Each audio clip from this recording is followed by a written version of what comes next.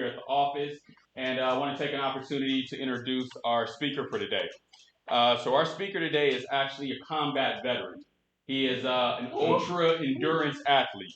So this man has literally walked across the state of Texas. So that's amazing. Wow. He's from the greater Houston area, and he owns a mega real estate group in Houston called the Rothberg Realty Group. So along with him being an aspiring magician, he is nationally recognized as one of AI's thought leaders. So without further ado, I want to recognize and introduce to you guys Grant Rothberg.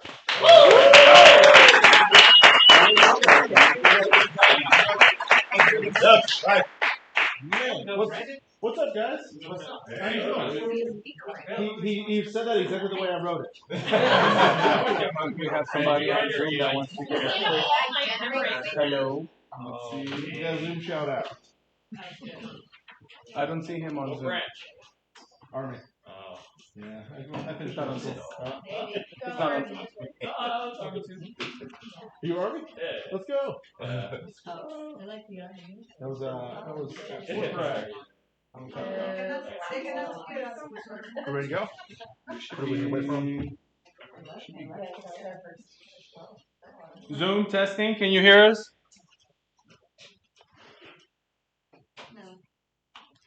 Mike. What was that? Yes, we can hear you now. Okay. Okay, cool. Let's get started. Guys, I have a clicker. And you know what that means. We're going to have tons of fun today. Let me start by telling you a little bit of story about how this all started for me. And let's see if this works. Oh, look at this thing. So about a year and a half ago, I was listening to a podcast. It was Tim Ferriss and a guy named Chris Sacca. If you know those guys, if you're a Shark Tank person, Chris Sacca was on Shark Tank. This guy wore like a cowboy shirt. And they were talking about AI. This is back in like 2025. About what it could do. And I'm like, cool, this is awesome, super interesting. And one of the things that Tim asked Chris, I call them Tim and Chris because I imagine that we're personal friends, is he said, would you have your kids go to law school nowadays knowing what you know about AI's capabilities and where it's going? And he was like, oh yeah, absolutely not. This is like almost a year and a half ago. He said, right now we have fewer attorneys working for our hedge fund than we did the same time last year because we found that AI can do a lot of the work that a first-year attorney would have done.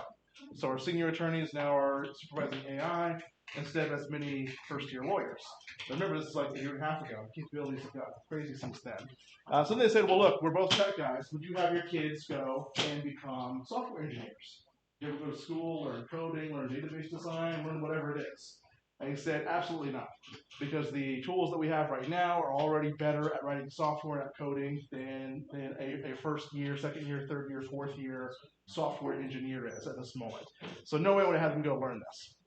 So I start thinking to myself, well, what does this mean for me and for, more importantly, my children? I've got little kids who are cute. This is actually them.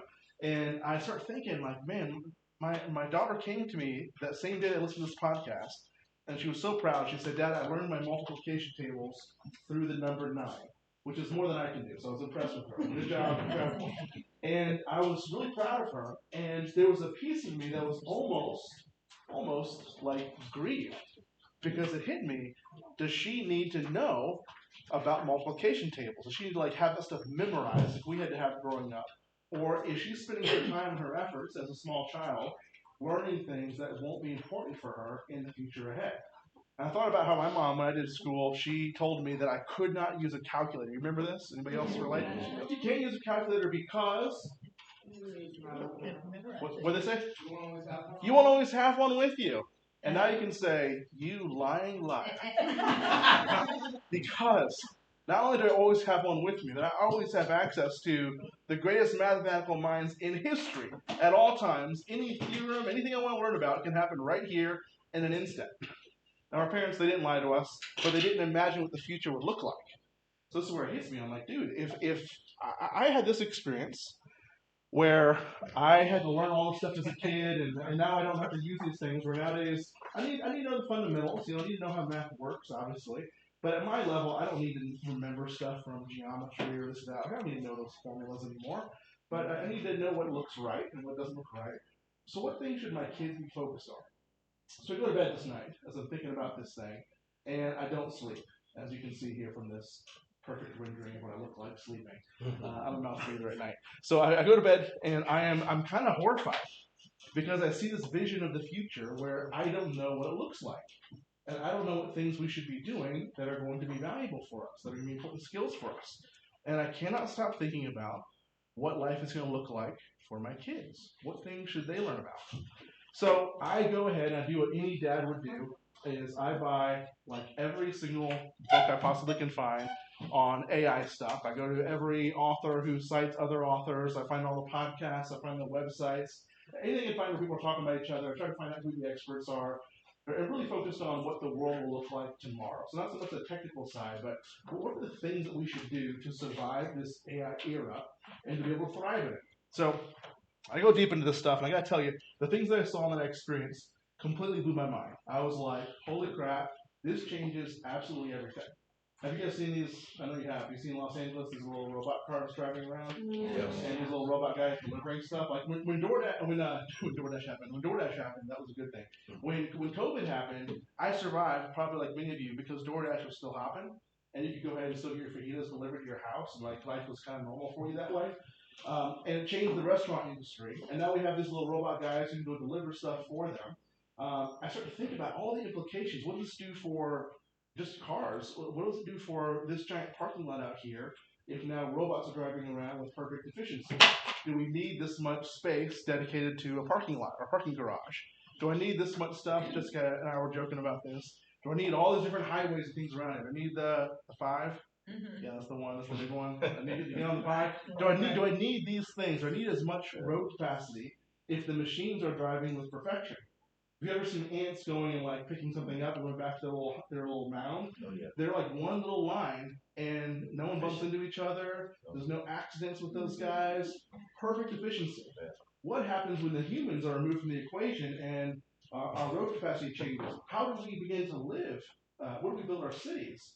If now I can get in my car and I can watch a movie or do homework with my kids or have dinner with my wife in the vehicle, now it's productive time instead of pay attention so you don't die here in California. What does it do for where our real estate values are? Are we now as focused on living near city centers, or do we get to go live out in rural areas? Do we change how we live and work? My mind is blown thinking about all the possibilities, and I cannot stop thinking about what this means for our future. One of the things I learned in this is there's this quote by a guy named Naval Ravikant, who's a San Francisco guy, you know Naval, super smart guy, and he said that uh, the real secret to wealth creation is using leverage. And he said the best form of leverage you can get is really through something like software. And having this little army of robots just behind the scenes doing stuff for you. And I realized for any of us to hit a point where we achieve true fortune, true wealth, at some point we need to have some leverage as part of this. This is a big part of why you build teams or why you try to find software to support you. You try to find ways where things can do work for you behind the scenes. You try to purchase property so your wealth is building while you're sleeping.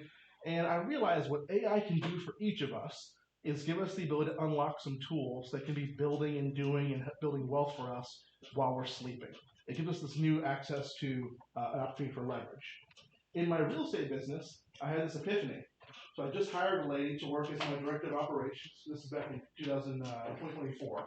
I had hired her in October of 2024 from a Fortune 500 company. She had been a 15-year employee of a large insurance company and was really good. Like if you've been career visioning at Keller Williams, she checked every box for director of operations, process oriented, reliable. You know what I mean? Like that. You guys know if you've seen those profiles. She was all of those things. So I brought her in, and I had this project for my business where I wanted our auto plans inside our CRM to be a little more efficient, to communicate better with people, and to be more matched to our language. If you use like these kind of canned auto plans, if you've seen them, it's like I don't know who wrote them, but it was not human beings. It was like the free robots wrote that stuff. So I want it to sound like me. I want it to sound like us. So the project was, I need you to come in here. I need you to get with our TC. I need you to look at our processes and make sure all these auto plans are correct and make them where every client, every agent, every title representative, all of them are fully informed throughout the process. So at the end of the day, they feel like we have fully communicated with them. Like they never had a question about what was going on. That's my big test. So they started working on it. So I had a person I'm paying like $60,000 a year, which is a lot of money in Houston. Maybe it's like nothing out here, but that was something to me. $60,000 a year plus benefits, which Lord knows that adds up. So it's $60,000 a year plus my TC. We're working on this project, and about 4 weeks go by. I'm a patient guy. Like I'm benevolent. I'm merciful. I'll give you time to work on this, and it's not done yet. So Brandon and I then say, hey, how's this thing coming along? Oh yeah, we're making progress. Cool. You're doing the job. You're figuring it out. Patience. Okay, cool. 4 more weeks go by. Now we're 2 months in, and that means I'm like $12,000 in as well. You know, I'm a couple grand in salaries and everything. And I say, let's get a little meeting together, and I want you guys to show me the progress. Like, show me where we're at in this plan. And the way we did it is I said, let's build this into Google Sheets first. So just like have each of our steps, and then we'll load that stuff into our CRM afterwards. But let's have like a single source of truth that we can edit and work on, and then we'll go put it into whatever software we use. So we sit down and we meet with each other, and on a little Zoom call with them, and we're going through. And the first question I ask is, have you tested it? Very first thing is every step should be a step so that if someone brand new came to my team and we were all on a cruise somewhere with low signal, could they open up that step and the instructions would be clear enough that they would know exactly what to do to be able to make that thing happen? If that's a good system. And they said, yeah, definitely it works. And I think you know what happened next. The very first step I went in, it assumed that they knew how to log into one of our systems. It said, yeah, so you're going to go get this thing, go do this. It's like, well, but where do they go? Well, they go here. Do they know that? No, they don't. And immediately, you can imagine, as I look at my investment just catching on fire in human salaries, I think to myself, I don't know if I trust what's going to happen next. So as they're talking through and debating how they tested the stuff with each other, I went to ChatGPT version 4.0, which is like a dinosaur nowadays. If you're familiar with these models, that is a child at this point. And I grabbed our sheet that we had created. I fed it into there. I gave it a really simple prompt. Here's my goal. Here's what we're trying to do. And you are an OCD, you're an OCD director of operations for real estate teams. And you like to make sure everything is on point. You like to make sure that everything's communicated well. And you are built on finding problems in people's logic, things that we have left out. I want you to go take a look at this. And as you know, again, within about 2 to 3 minutes, it finished looking at this whole document with hundreds of steps and identified tons of mistakes in the very first things and made really meaningful improvements in this document. So why do I tell you this story? Okay, I tell you this story because it hit me in that moment in 2024 that I had hired a person who was not going to be a 6-year employee, but that was a 6-month employee. And this goes back to my holy crap revelation. This was a human being who I cared about, who I liked, but suddenly now did not have the skills that warranted the cost I was going to pay. I now had, at the time, a $19 a month subscription to ChatGPT, not even the big version, just the little baby one. A $19 a month subscription produced for me a better result than 4 weeks of human labor with 15 years of experience. And I'm like, this is going to change a lot of stuff. So I made the decision after several months. I started thinking about what were the things that I could have this employee do that would justify the salary, because I have to be loyal to profit as a business, not charities. So you have to be loyal to profit.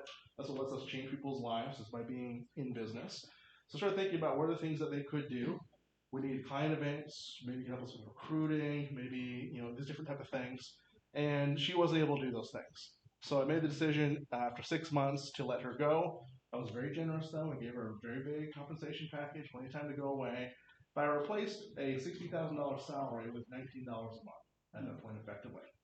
So when that happened, people started to notice.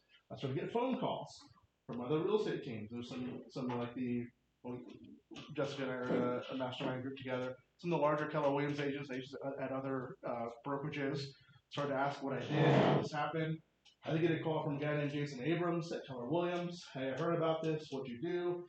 And I am not a tech guy. There are way smarter technical people in the room than I am. I'm just a guy who thinks differently about stuff. And I realized I think there's something here that's important for all of us to hear about. And we made this stuff. Since then, our team We are one of the top teams in Houston. Here's some trophies to prove it. If you don't believe me, look at those trophies, guys. Look at those trophies. Dang. Oh my gosh. So fancy. I know. Our office spends money on trophies. Nice.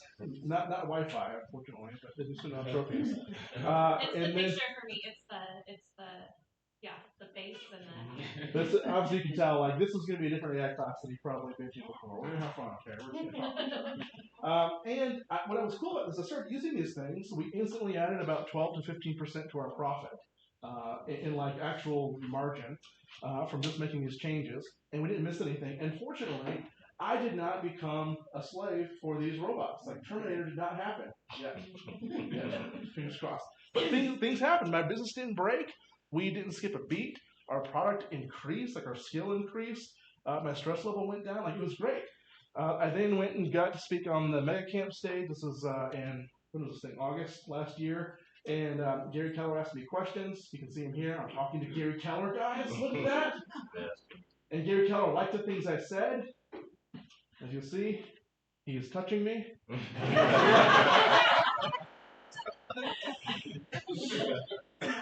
Gary really liked the things I said because he really touched me a lot. Probably about, if you were at that, about 30% of the time, Gary Keller was touching me. And I'm like, well, this was a lot. I was like, what's going on, Gary Keller? I'll tell you a little sidebar. I haven't told many people this, but part of why Gary Keller liked me so much is I prepared for our pre-meeting with each other.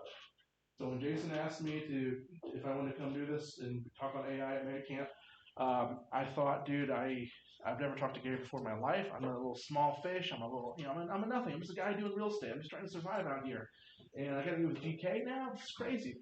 I don't want to mess this up. So you do a little pre-meeting to jump on a Zoom call with Gary, and he's in his office with all his books behind him. You've probably seen pictures of those or videos from him. It's like Jessica, you've seen them all. And I want to make sure I didn't screw this up because Gary can be kind of an intense guy. Like Gary asks questions, he does his thing. So I used AI to build a bot to help me prepare for my meeting with Gary. What will Gary ask me? I created an AI. It created is a very strong word, but I thought creatively and I said, what if I could hire a former intelligence officer who now worked in corporate America to prepare dossiers on important figures. So that before you would go meet with the executive at Apple or something, you knew all about them. And you knew their personality, you knew how to approach them, how to communicate with them. Wouldn't it be cool if I could have that? And so I said, let me build that. So I built a little AI that thought like an intelligence officer and now had left the service and was now working in corporate America, helping people prepare for high stakes negotiations. And I had to go through and research everything you could find about Gary Keller and prepare for me a 2-page preparation document. Like who is he, what's important to him, and what questions is Gary Keller most interested in? What's he going to ask? What's the approach to communicate with him? And sure enough, Gary asked me 4 questions, and 2 of the questions I had already prepared for verbatim. So when I met with Gary and he asked me and he probed and pushed on things, I was immediately ready to say, here's the answer. So afterwards, I got a text from Jason Abrams. He said, that meeting went really well. Gary really likes you. And I was like, wow, amazing. Because I had run essentially multiple simulations. I prepared like a debate.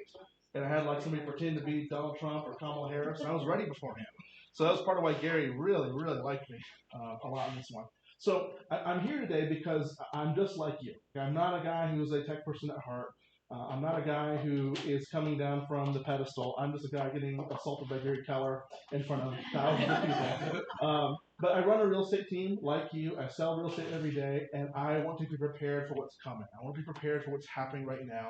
And so I'm going to talk to you like someone who's just one of us who has tried some of this and done some of this. I want to apologize to everyone in the room, first and foremost, because for everyone here, this is not going to fit perfectly. For some of you, it's going to be way too simple, and you're going to say, I thought I'd be getting a whole lot more.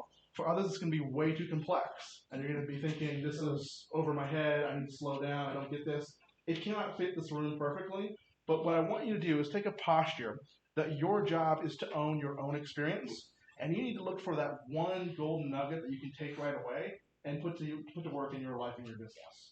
So you find that one thing for you. You may find that 90% of it doesn't apply to you, and ignore that stuff. But try to find the one thing that does help you move forward a little bit, and that's your value for the day, okay? So that's your commitment to you, is look for your one golden nugget. Okay, so grab a piece of paper, or grab a computer, or grab a little notes app, or whatever. I want to start with this question. Okay, everybody's gone. Everybody's leaving now. Out of here. Still your computer. Okay, yeah. So here's the thing I want us to start with. And don't think about this a lot. This is not a hard question. Just the first thing that comes to mind. I'd like you to finish this sentence. I spend way too much time on this task. Fill in the blank. Just one? Start with one. You do more, Andrew.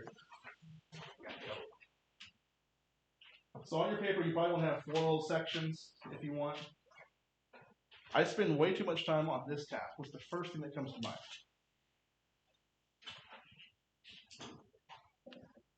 Next question. I want you to finish this sentence. Wouldn't it be cool if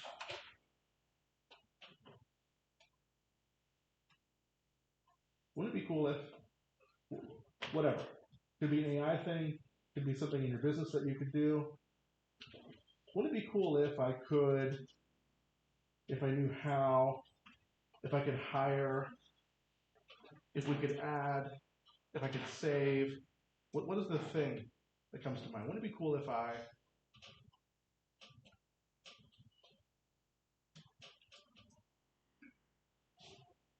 think what's the first thing that comes to mind? Wouldn't it be cool if then today would be a win if this is your little golden nugget detector. You're kind of building your own little software to know how to look for your golden nugget today. Today would be a win for me if I learned more about this. I can now do this. Right. What goes here for you?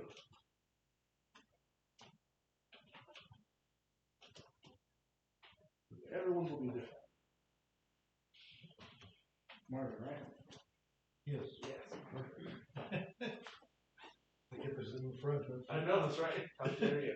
What's your would be cool if, what today would be a win if I could? I learned how to use AI way more efficiently than I do. Okay, cool. If you learn how to use it more efficiently, that would be a win for you. Cool. What's else? What else do you have for this? It'd be a win for me. What came to mind? Somebody just shout it out. We don't need to be formal. Just yell stuff. Strategies to keep you on task. If you what? Strategies to keep you on task. Strategies to keep you on task. Okay, if you learn something like that, that'd be valuable. I said if AI can quadruple my income. Okay. That'd be nice. You better leave a 5-star review. If I could start doing my contacts right away, as soon as I sit down, now I know what first thing that I'm going to be doing that's the most productive. Okay. That I'm doing. Yeah, if you were able to learn or focus to do the thing right away, that helps you with those contacts. Okay. Create a business that can move with me. What does that mean? Create a business that can move with you. I'm a military spouse, so. Okay. Yeah. Man, this is the best time ever. This really is, because you can do that so much easier with tools like this. Yeah, if we can figure out how to do that, that'd be cool. What about, let's go back to this one. What's the wouldn't it be cool if? What you guys write down for this one? Said if I could spend more time on dollar productive activity. Let's do that. That's a great idea. Not an assistant. If you had an assistant? So we didn't have to pay. $90 a month. What do you want your assistant to do? Like, what would be cool if your assistant could do? Like follow-ups, email, TC stuff. Okay. Put together marketing packages and listening packages. Yeah. Fire packages. Generate leads, set appointments. Mailing letters. Yeah. Basically, do my job. Yeah. Would it be cool if I can get Call me paid? and let me know when I need to be at the appointment. Yeah. And this is like, I mean, I tell you this part of, I care about my kids, I want to learn about the future. I am deeply motivated by laziness. I do not want to do stuff. I want to do stuff that I want to do. I want to I want to go explore. I want to read things. I want to travel the world. I don't want to spend time doing this. Because you put your hours in, Yeah. and you understand how consuming this job can be, and how much time you've already given up, and how short life is when you get to a certain point. That sounds a whole lot better than I'm lazy. I like Because that. I'm like, my husband's like, why do you need this? Why do you do that? Because 70 hours a week wasn't working. Because 40 hours a week when my kids only have 4 more years before they move out and go to college isn't working. Bingo. Yeah. Bingo. Yeah. You'll have to ask Jessica about this too. This is definitely part of my journey. I'm a huge believer in my kids are 4 and 9 years old, and my daughter's already looking like she's crossing into that pre-teenish. You know, I'm like, you're getting long, and May the force be with you. God bless you. You got cheekbones now, like and stuff like that. Like, this is weird. I don't like this. I don't want to wait. I have a 14-year-old and 11-year-old, both girls. Man. So it goes so quickly. I want to make sure that I'm spending my time with them and not on the computer writing contracts and doing things like this. Okay, so wouldn't it be cool if? What about this one? What do you spend way too much time on in your real estate business? Searching for houses. Searching for houses. Okay, you're just on browsing that MLS all the time. Running comps on land. Okay, that's all right. Yep. What else? What's something that you put down? Worrying about how to reply to your clients in tough situations. Okay. Avis. What about from the back rows here? You guys. What about you guys? Okay. Yeah,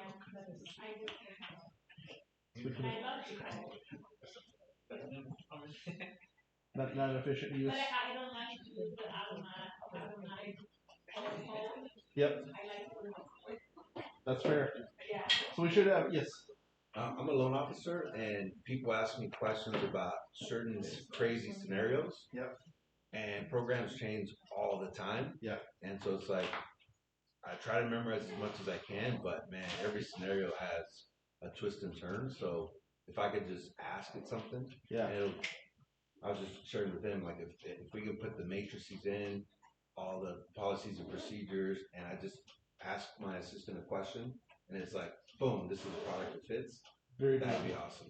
It reminds me, I'll show you a tool that is a very quick, out of the box, ready to go. It's coming. I can already see, like, start getting feedback and stuff. AI is being integrated into our LOS systems. Yeah. But I'll show you one particular we could use for you like right away. Okay, so on your page, you should have these 3 questions. The last one, I want you to make one little section here called ideas. I'm going to give you permission right now. This is one of those classes, I didn't give you a handout to fill out or something like that. This is for you because this is your journey. I'm just here to help you. We're having fun together. Is things that you think of as we're going through today, I want you just to write down. You're like, oh man, it'd be cool if I could do this. Oh, I can use it like this. What about this? I want you to write down whatever that thought is, whatever that idea is. Because this afternoon, we're going to build something together, and you're going to have time to build something that is your thing. So I'll do a little demo, something very simple that I made to show you kind of some mechanics of it, but I want you to experiment with something of your own. Okay, so you're thinking through what ideas you've got. So here's our little playbook for the day, where we're going to go. We'll do as much as we can. We'll have as much fun as we can. In the morning time, we're going to look at some real use cases. I'm going to show you a couple things, and I'll go through quickly because I want to get your juices flowing on some ideas. None of these are a complete system. They're just little like individual cases that maybe will get you thinking. Some will be too simple for you. Some are going to blow your mind. Again, depending on where you're at, it'll be a different experience. I'll show you a couple things that I've tried. I pulled some things out of our little bag of tricks. I'm going to talk about what we should know about AI. I'm going to give you some frameworks to understand how to think about this stuff. This is probably, I think it's one of the most important sections, so it's going to be a little more like lecture-ish, where I'm going to talk through things. I'll ask you questions along the way too. Feel free to interrupt along the way too if you have a question about something. But I think if you really understand what we talk about in that chunk there, you're going to have a lot of the key building blocks to be able to approach whatever new tool exists in the world. Okay, you're going to know how these things function. I'm going to talk about maybe the actual most important piece of this thing, what skills you should be cultivating right now. And this is, what are you doing? Did you see the sign? AI. Can you believe that, guys? Is this how we do things here? In Texas, never. Never would happen there. A horse would have stopped him at the door. Yeah. So, what skills should we cultivate? This one is, so we'll talk about the AI piece. This is the piece where I'm telling you as a real estate agent, as a human being, from what I've read, what I've looked at, what I think is the most important part for us as people to be doing. And this is where like my specialty really is in this stuff, is I've thought a lot about the bigger picture, what it means for us. I want you to think about this part too and build your own game plan. We'll talk about why your AI sucks. For most people in the room, this is probably going to be the most valuable piece for you, where you get something really practical, because I'm going to tell you stuff you're doing wrong. There's a million more things you're doing wrong, but there are 17 things in particular I'm going to highlight and say, you are wrong for doing this, and you will feel judged in that moment. Yes, you are wrong. I'm going to tell you now, we're all wrong. We all do these things. And after we understand how this AI works, what we need to know about AI, I'm going to show you why it sucks, and then we'll break down how AI works. We'll go into kind of the brain behind the wheel, okay? So that's going to be our morning piece, maybe. If we miss something here, we'll spill over into the afternoon session. It'll be okay. There is no rule. We can do whatever we want, so we're just going to have fun today. In the afternoon, I'm going to talk a little bit about how we can design systems, because before you really start building very cool stuff, advanced stuff, you need to know how to think about solving these problems. And the truth is, unless you did software engineering courses in school, computer engineering, or are an engineer, you probably, or like a project manager, you probably don't have a lot of those like core nuts and bolts that you're really thinking about at the heart of your mind. So we just step back and make sure we understand what we're trying to do before we build stuff. So the classic, let's clear the land and lay the foundation, and then you can build your stuff with that. And then I'm going to show you a real demo. We'll build something together. We can watch and follow along. I will give you an actual tool. I promise to everyone today, you will leave with something that will do something in your business right away. So I'm going to show you I think we'll do the repair amendment writer, where I'll show you a tool that will write pieces of your contracts for you. You can build that inside ChatGPT very easily, and we can go through it step by step together. So you have something for your business that saves you an hour or two per transaction. So right away, you got the cost of admission covered for you. And then we'll have some time where we can just build stuff together, use your ideas, and you're going to build an actual working employee for your business. Okay? It'll be simple, but it'll do stuff for you. Does that sound good? Yeah. Okay. All right. So we got a lot of stuff, but this is totally us. We're totally having fun. Don't judge me. I won't judge you. Okay. All right. Any questions before we get going? We're all looking good? Okay. Here's my information. Feel free to take a picture of this one if you want. It's got my phone number. It's got my email. Those do actually go to me. If you have ideas or you have questions about stuff, feel free to holler at me. That little QR code is to my Substack. If you want to jump in there and see that thing, I share AI ideas in that thing as well. Feel free to download that thing or sign in, whatever. But take a picture, do the Substack thing, and then we'll keep going. But, Is that the same one from the account? yes. Okay. Yeah, the Substack one. Yeah. Oh, yeah, you were in there. That's right. Ah, yes, it's all come together now. It's all come together. A little sidebar. One of the pieces of feedback I got from one person in particular is were you in the operations one? The AI for operations? I think so, yeah. Okay, that was like the smaller room. Then there was like the big cavernous one. So there's like 500 operations people in this room. And we were a little panel, they asked some questions. And someone afterwards sent me a message and said, I felt like you were really negative to operations people. And I was the only like sales guy. I was a rainmaker, and everyone else was operations people. And I think differently about things anyway. And the message I would say, you'll see this today, is I am incredibly negative about certain operations tasks. Okay, it's very important to distinguish this. The people who are in operations roles are amazing, but they must change. And the way we conceptualize how we run our businesses, the classic 7-level model, a lot of those first steps are going to be run by machines now. And if a human is there and they're extracting information from contracts and sending emails and putting stuff in your Google Calendar, that is not worth $60,000 a year anymore. And operations people have to learn how to move into the world of imagination and creativity, or else they're not going to be valuable. That's the part. To me, it's a warning. Like, if you don't wake up and start changing, you're in trouble. So that was a fun little sidebar there. I'm like, what the heck? Did you hear what I said? I'm here to help you. It's like when a dog won't give you the ball. You know, I'm like, I'm trying to throw it again. Just let me, trust me with this. Okay. All right. So here's a little tool I'll show you. This is a little photo editor guy. See how this? Do I have to click on something? Okay. This little clicker is too much for me. How do I do this, guys? All right. Well, let's go up here. Let's just. AI call Monday to the room, click on it. Don't you say just click on it? Who said that? Okay. So this little thing I made, and this is all old stuff. Everything's more advanced now. This is running 2.5 Flash. It's all way more advanced.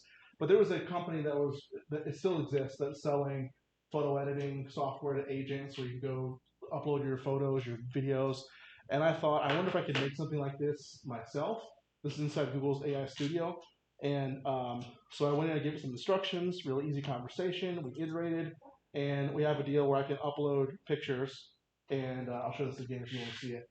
For my team, instead of us spending $20, $30 per image for stage photos, this is not revolutionary nowadays, but we can customize what stuff goes in here. We can upload the image, we can do before and after. I've got new versions where I have a little slider that goes back and forth, so you can see like which parts of the image have changed. This is a cool thing. You can imagine, what if you could use this for your investors? And go take a look at properties and show them what it would look like remodeled. And now you go take an image of like a total dump of a house and create for yourself flyers that show the before and after, and you show the current price plus the ARV, you show the potential profit margin, and you say, let's go make an offer on this house right away. You're going to make $40,000. And I have my contractor bid out the stuff already for you. I'm now generating business for myself. So I can use this to save money on my listings, but think creatively and think, how can I generate business? Use tools like this to show people what it will look like when you renovate the property and go sell yourself some more homes. Pretty cool? Awesome. Okay, that's a little photo editor again. Let's look at, man, I'm like the worst guy for computers today. I went and I thought, Houston is where the energy capital of the world. We have more petroleum companies, oil and gas companies located and headquartered in Houston than anywhere else on the planet. Actually, about 50% of them in the world are in Houston, Texas. So this is a huge piece of our economy. And I thought, I wonder if there was a way for us to build an interactive tool that would show us what happens to home prices after, in relation to the price of a barrel of oil. And I built this little tool to show how the relationships would work. I'll tell you candidly, this does not have real data in it. So I would build it and I would add in like actual data and then it would be more accurate. But you see the logic is built behind it where we can go in here using the same thing. This is using, I built this one with ChatGPT, and we can see what happens over time. This is kind of cool because we can run scenarios for, again, investors to help give really accurate predictive information to our clients, to our database, and say, this Iran war thing's popping, we're at $111 a barrel. What do we see happens historically in the months that follow? So Grant is now a good time to buy or sell. Here's what the data tells us. And we can kind of model, is it a good time for me to make a purchase or to sell? Should I take whatever offer comes my way or something else? So you can use this, particularly if you're working with really intelligent buyers and sellers, and give them something that's incredibly valuable. You may think through in your way, I bet you there's relationships between global conflict and what happens in your market. There's probably relationships between who the president is and what happens in your market as well, being a military city. How do these things impact your market? Think through what factors and forces you think are there, and you can use AI to build a tool to help you model and predict what's going to happen along the way. I bet you can look and see what happens during PCS season and ETS time. There's some people getting out of the service. And come up with some pretty interesting information for your clients. Pretty cool? That'd be fun. Here's a little repair minute guy. I'll show you this guy. Any other question? Okay. Here's this little repair minute guy. Again, what we do for this one is we just go load in a actual inspection report. And we just type in what our client said was important to them. And you'll see here I'm giving very general instructions. The buyer wants everything related to the roof and electrical system. Okay. And it's not typed for you, unfortunately. And then it generates for us, I sped this up a little bit, but it generates this little repair minute that we copy and paste. The new version I'll show you today actually generates the PDF that's ready to go into your packet. So now all you do as part of your process is send it off to your client and say, is this what we talked about? Are you happy with this list of stuff? They say yes, and you're done. So now instead of me spending that time coming through the inspection report, getting the language right, I have one phone call with the client, and I say, what stood out to you about the inspection report? What concerned you? Cool. All right, what are the things that are deal breakers for you? What would you like to ask for? Great. And then I make a note of those things, and I use a call recorder for it. And I go into AI, I paste that information and into this little wizard with the inspection report, and about 5 minutes later, I have this repair period knocked out. Super easy. Yep. It's great. Super easy, and this is a year-old technology, but it still is a huge saver for us. Which is something we talked about earlier. Is don't feel like you have to be using the state-of-the-art stuff. Like you need to be at the leading edge, at the frontier of these things. Find the things that help you today. and your life is better. So this is helpful for me. It's not a fully orbed system, but it makes your life better. And you will have it today. Sound good? I didn't get it. Oh, I gave it to you already? Yeah. Oh man, I'm a nice guy. Yeah. Gosh, what a gentleman. What a gentleman. This is one. Some of you are interested in how do I use this for lead generation. And I asked myself those questions that I gave you. Wouldn't it be cool if? And there's a guy in our market who has tons of radio coverage. Their budget is around $1 million a year for radio ads in Houston. And they sell a lot of homes. They're not very profitable because they spend a lot of money on advertising, of course. And I thought, man, I wonder if I should be in that space because they get a lot of leads from radio. Then I thought, I wonder if I could like sponsor some podcasts, get on there so that Joe Rogan reads my name and says, by the way, after you eat those donkey testicles, you're going to want to use Grant After that, I want to know, so then I thought, would it be cool if I had my own podcast about something that would help me identify the buyers and sellers that I want? And I used some AI to help me think through as a creative partner, what do rich people listen to? If people are really wealthy, what do they care about? And wealthy people care about, business and markets and self-improvement and history. They're more likely to pick up a history book than someone living in an apartment. I mean, that's the truth. They're interested in, I want to hear about 1776. Let me read this book here. So I thought, let me go and put something together, and maybe we'll show this one. We'll see what we want to do together. This is a number of AIs working together in tandem to produce a podcast that is, I don't know if I have audio on this one. I don't think I do. If you want to look up on Spotify, you can. This is read by Burt Reynolds. Burt Reynolds reads my podcast.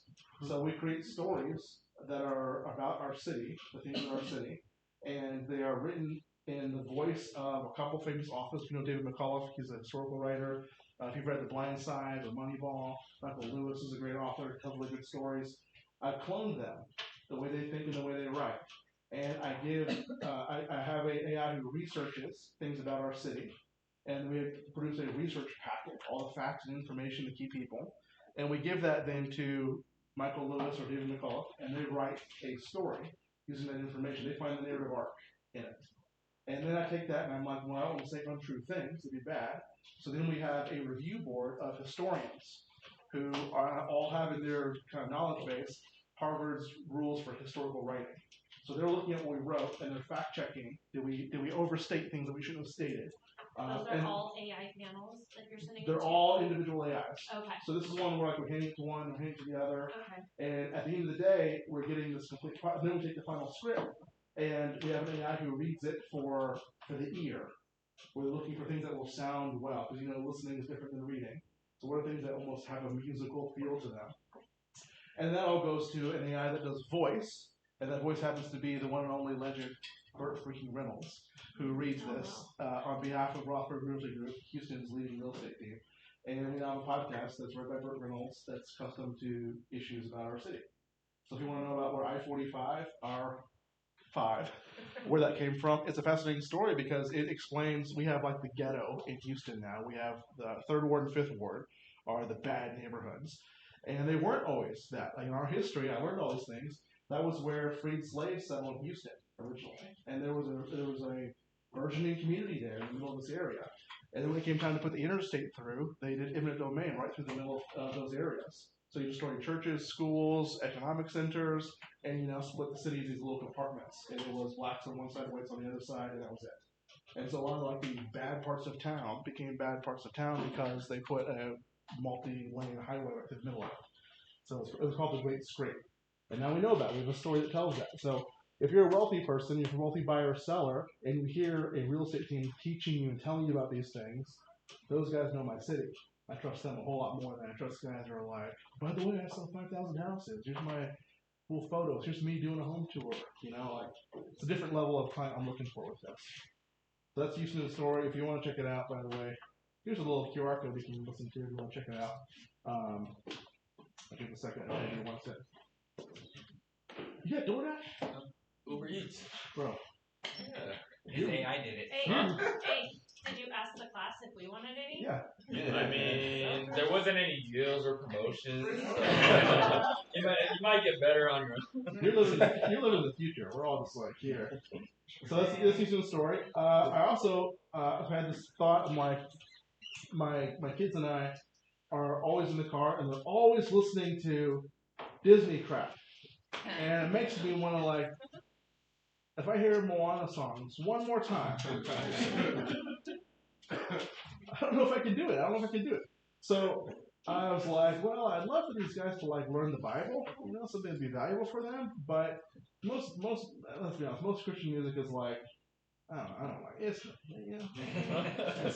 So I thought, what if we could just have something where they just learn the words of the Bible? Like it was just music and it was just passages of scripture, and there's like nothing that exists like that. So I found a Bible translation, and I emailed them. I reached out to their publisher and I asked for permission. Can I use your translation to create AI-generated music?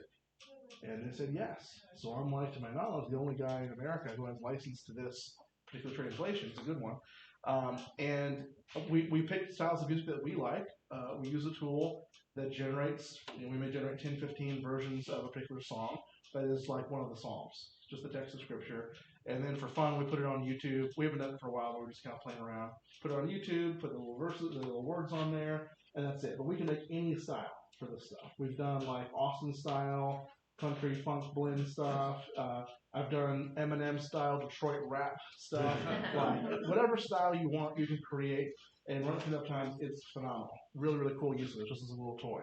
But you think creatively, could you use this for use it for listings in some way to tell a story about a listing? Could you use it for a video that you're doing about your team, or about the market, about your business? Could you do it as a unique way to teach people how to pass the real estate exam? Like put to music some of the things they need to remember.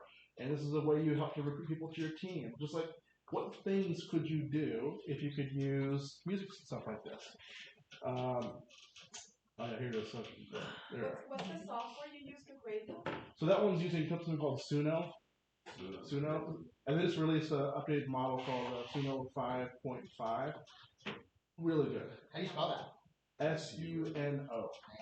Thank you. You get some free credits in there that you can play around with and see. For some reason, it does female voices really well, and male voices sound like you remember like the old like dial-up days where like the audio was buffering and stuff. For some reason, male voices will sound that way sometimes, but it crushes chick voices. They're so good. Yeah. On the podcast, did you get Burt Reynolds permission to use his voice? So Burt Reynolds' estate gave permission for his voice to 11 Labs, so they licensed it to 11 Labs. So I didn't, but through 11 Labs, I got it. Yeah. And there are a number of famous people too, like John Wayne's estate gave permission to it. Matthew McConaughey licensed his voice. So there are some like at enterprise level, you could get licenses, and you can have Matthew McConaughey read your real estate ads if you want. That's why he's been popping up online. Maybe so. But a lot of these celebrities, they've realized that their likeness and their sound is valuable in perpetuity. So their state, like Judy Garland's one you can get from Wizard of Oz. So their states license them now to AI Labs, and you can use them forever. Yeah, creepy, yes. Cool, also yes. Here's a tool. One of you guys mentioned like what's been most valuable for me right now. Here's something we've been building for us. It's a company called Squire Desk, totally different company that because I realize most people won't build stuff with AI, and it'll take them too long. So why don't we just build the tool ourselves? And then build it in such a way that we can then plug other people in. So this is one that's going to replace a lot of what transaction coordinators historically do. So right now, they just go in here to our site, and they'll put in their name and information. The agents will upload a contract. The contract then goes into our database that then is automatically read by an AI. It extracts all the key information. It checks for compliance stuff, or signatures and initials on every page. Do the numbers add up? Do we include all the forms that we had to include? It'll make a list of recommendations that need to be fixed and so on. It can generate the emails that go out to the agents and to the title companies and to the lenders to distribute this thing.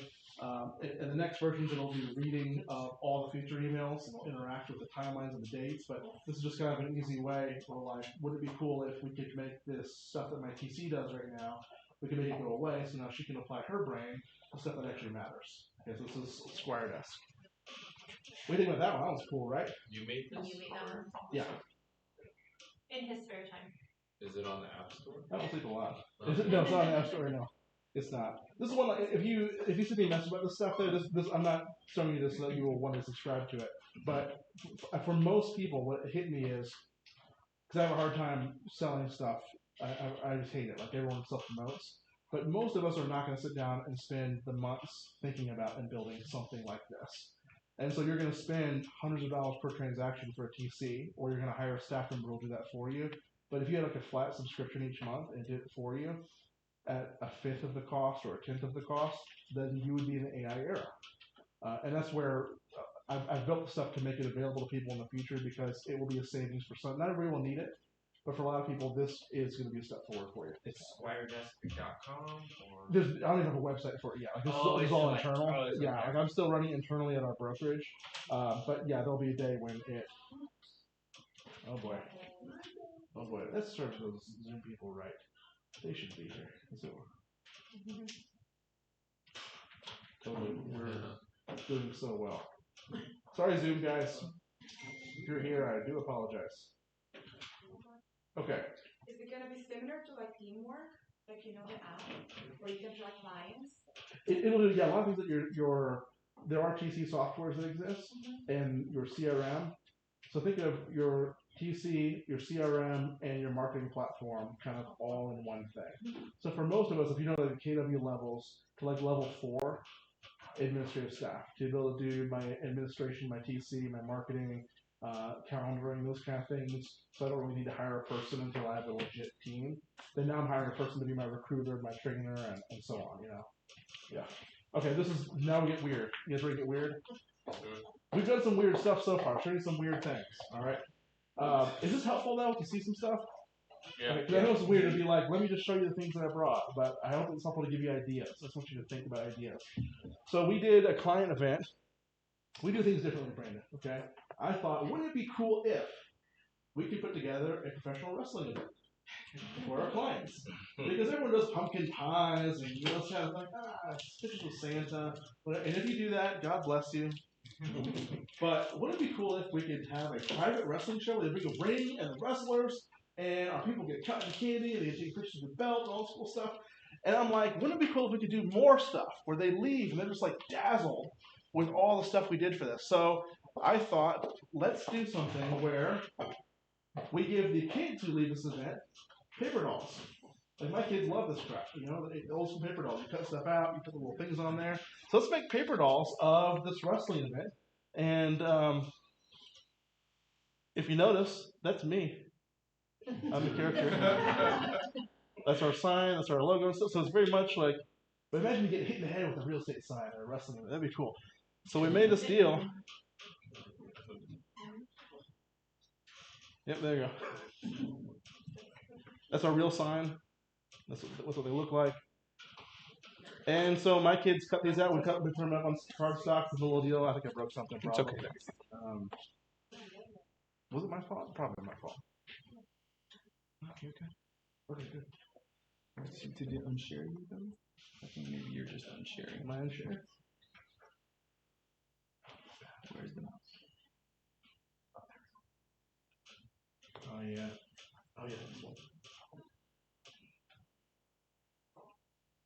Perfectly fine.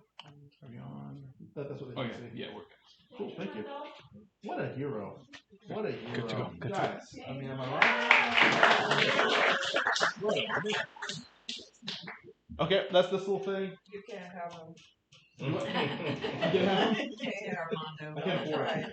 I don't know if I told you about the financial situation, but I can't afford it. It's too much. So this is, obviously, this is a silly thing. But the point is one of my principles of marketing. Have you ever heard a guy named Seth Godin? Anybody read Seth Godin's stuff before? Marketing guru. He's one of the sharpest marketing minds there is. He wrote a book called Purple Cow. Okay, and in the book Purple Cow, he says if we were driving down the road together and you looked out the window and you saw a purple cow, what would happen next? You would stop. But why would you stop? Because it's something you've never seen. Yeah. But if we're in that car together and you saw a purple cow, you would say, "Oh my God, there's a purple cow." And he says, when we talk about being a remarkable business, being remarkable is something that people make remarks about. Okay, that's the definition of remarkable. Do people talk about it? I like that. Okay, so and I love it. It's such a great visual. So is your business a purple cow business? The problem is, look at this room. You got a lot of competition at this one place, and everywhere else competing for people's attention. competing for I'm different, I'm special. There's a lot of cows, no offense, there's a lot of cows. But we're, yep. But how do I be a purple cow in that environment? And one way you can be a purple cow is by spending a bunch of money on stuff. I can give everyone a free car. From this event, everyone gets a free car. I can do this stuff, I can do these wild events, I can do crazy stuff. Or I can use tools like this. If everyone leaving, all their kids got this little thing, and they went home, and then now they had so much fun at my wrestling event that they're cutting out pictures of wrestlers and they're playing stuff. What are mom and dad thinking? That's pretty cool. Yeah. These guys did something special for us, and I like that. And they're going to say to their friend, hey, what are you doing on Saturday? You'll never believe it. I can't come because I'm going to this wrestling thing. What? A wrestling thing? Yeah, my realtor's putting together a wrestling event. It's a private event for us, and they had pictures and cotton candy and gave our kids cool stuff. We're remarkable.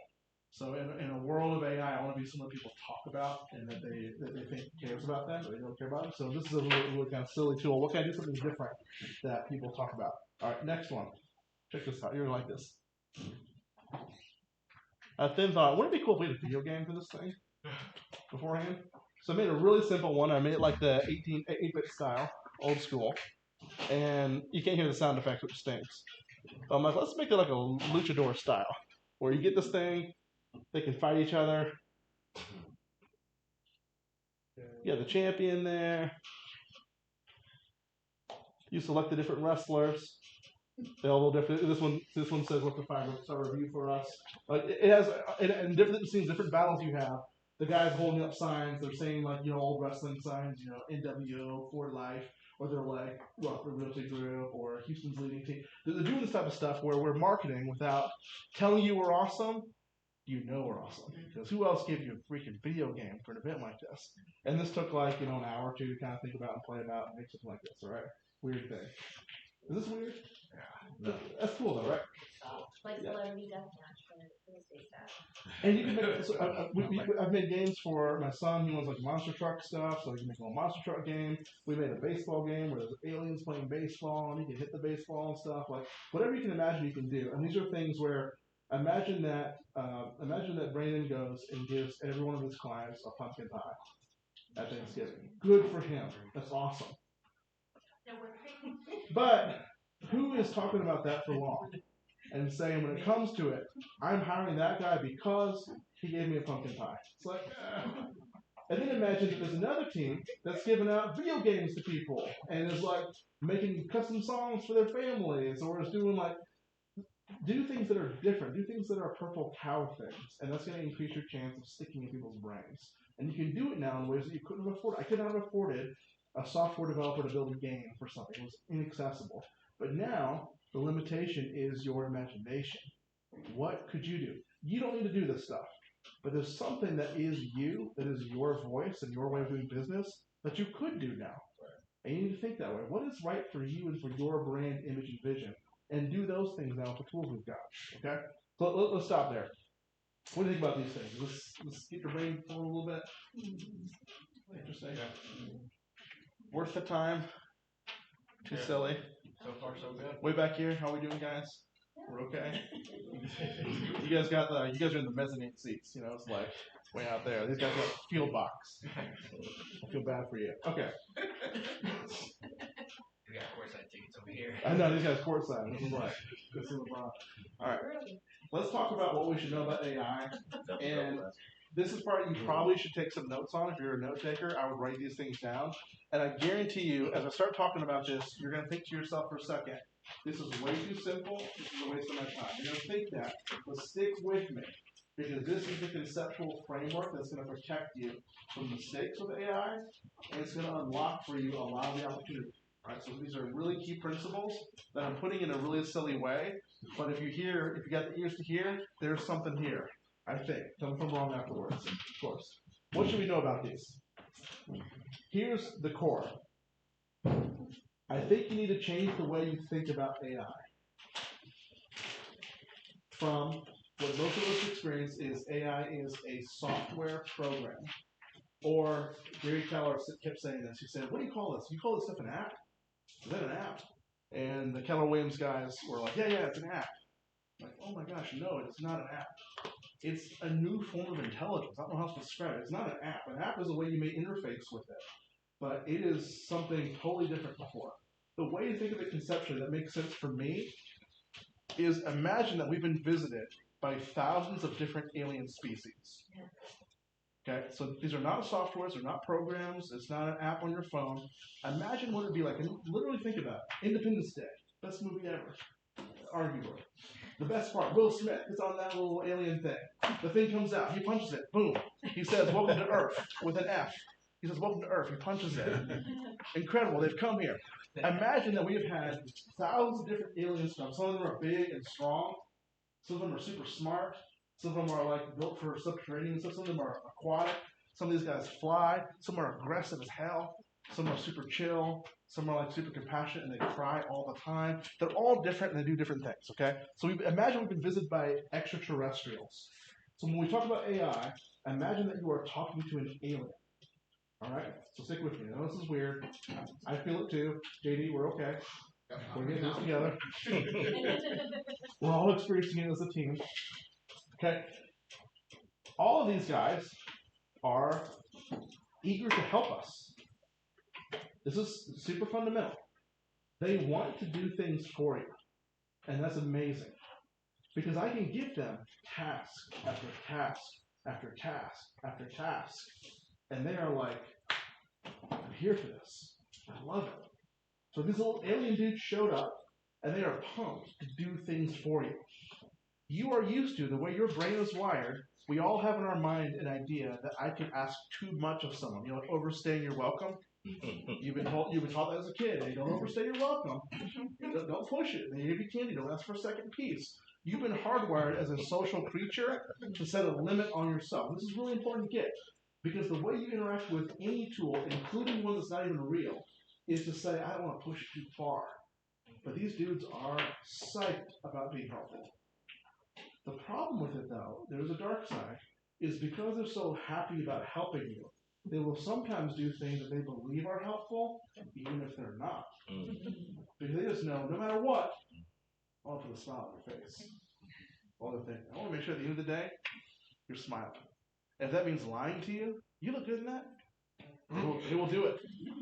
No, he was wrong. He shouldn't have said that. Yeah, right. They will lie to you to put a smile on your face. That's in their instinct. So they're aliens, and they want to make you happy. They're here to help you. Okay? Every one of these dudes and dudettes, or I don't know what you would call these things, every one of these things is different. Every one of them is different. And your job then is to figure out which one is the right one to use for that job.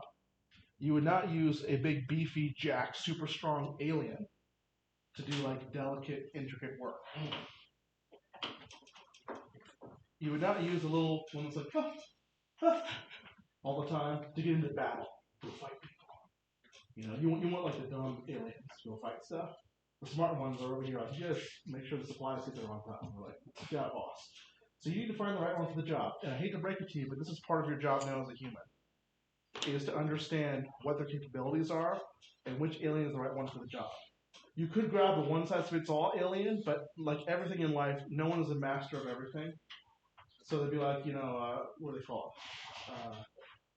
What's the saying? Like, master of all trades. Jack of all trades, Jack of all trades, master of none. Thank you. That's what I was looking for. Yes, that's what they'll be like. So pick the right one for the job. They love work. So I told you they want to make you happy. So they will tell you stuff. They also, the more stuff you give them, the happier they are. They want to do things for you. So load them up with tasks. Give them long projects. They don't get tired. They don't get weary when you give them stuff to do. Think of this visual. Going back to our aliens. So imagine we had this visitation event of aliens coming to hang out with us. And before they came here, before this moment where the portal was open and they started beaming down and doing stuff, they were watching us from afar for centuries, for millennia. So they were intercepting all of our radio communications. They were watching us in telescopes. They were reading all the books they could find. They sent out little search parties to watch us do things. They would know an awful lot about the human experience. They would know about all of our historical figures. They know about our science and our botany and our biology. They would know all these things. But what they wouldn't know is what it feels like in the summertime when you feel sweat start to bead on your back. They don't know what that feels like. They don't know what betrayal feels like. They know the word, they know the concept, but they don't know what it feels like to trust and have your heart broken. You know, they don't understand what it is to be fully human. So know that when you're interacting with any AI, it will be really good, and it's going to be so good that if you're not careful, it's going to trick you into thinking that it understands. There's a difference between knowledge and wisdom in this case, and these AIs are super freaking smart aliens, but they've never sweat in the summertime. Okay? So understand this about that. Next, what you need to recognize with these guys is they're so eager to help, and they love work so much, they really need someone to supervise them. That's the real job that they need. They will do whatever you want, like good little soldiers, but they need someone to be supervised. And the way you have to treat them is the way you would treat any other person you would hire. So imagine this for a second. You would never in a million years hire me and say, Grant, I want you to run my real estate business. I'll see you in 2 weeks. You wouldn't do it. You wouldn't say something even like, hey, Grant, I want you to go ahead and clean up my inbox. And put some filters on there, get those labels going, and clean it up for me. And walk away. I'd be like, I'll make the best decisions I can. So I assume I'm going to unsubscribe from all these things and whatever. I assume I'm going to put like property-related stuff in some box. So I'm going to make some mistakes along the way because you didn't give me enough instructions. And if I win, I did it. A really good employer is going to come back after I do some work and they're going to give me some feedback. I love what you did. Here's what we need to do next time. Go ahead and try again. Even better, a really good employee is going to show me first and do it with me. And then they're going to turn me loose on it. So treat AI, these little aliens. Imagine they show up to work. They have their little ties on. It's all weird because they're aliens and they're slimy. And you got to show them what to do and supervise them. Does that make sense? Okay. Here's my favorite one. You guys know this scene? Where's my Jurassic Park people at? Jurassic Park. Jurassic Park? Okay. A couple of them. Maybe this is the wrong group. It's like the rest of y'all didn't raise your hands. That's your assignment right now. This scene, what happens in the scene, JD? You know what happens here? I can't remember. I think wasn't this when the first of the eggs hatch? Yeah. Yeah, and then gosh, is it bite his finger? It is not by his finger. So in this scene, it's the first act. They go down to the hatchery. Yeah. So they're watching a tour. You have all the little guys. They're in a tour. They're watching the little stuff go on, and they see the hatchery as part of their tour. They're like, whoa, whoa, whoa, what's that? And they break out their little things. They go down there, and then they start looking at these eggs, and one's starting to hatch. The guy's like, oh, this is a good time to be here. You're gonna see this little dinosaur hatch. Cool. So they're watching it. They're holding it, and they see a little head pop out. And if you know the music, it's very touching. It's like a lullaby, and it changes, doesn't it? Yeah, thank you, Brandon. Thank you. The 3 people in the room know what I'm talking about. You're like, he takes a little shell piece off his head too. yes, he does. Thank you. You guys know this is a really good analogy. This is a great example. The rest of the people in the server is like, come on. But you guys know this is legit. This is legit. The music changes, and it becomes like haunting at that point. Where, uh-oh. And he says, Dr. Alan Grant, he says, paleontologist, he says, what kind of dinosaur is this? And the doctor, the little scientist guy, takes his clipboard. He says, Velociraptor. If you don't know what that means in Jurassic Park, then I'm not going to do it for you right now. It tells everything else that's going to happen in the movie right at that moment, because the point is, that little tiny little baby dino, if all we did was see that and say, it's no big deal, it's just a little toy, it's cute, whatever, you've missed the point of what it's going to become. It will become something incredibly capable. So as you're using these AI tools, remember, the stuff you're using and interfacing with right now is the worst AI you will ever use from this point going forward. It is only going to get beefier and stronger and more capable.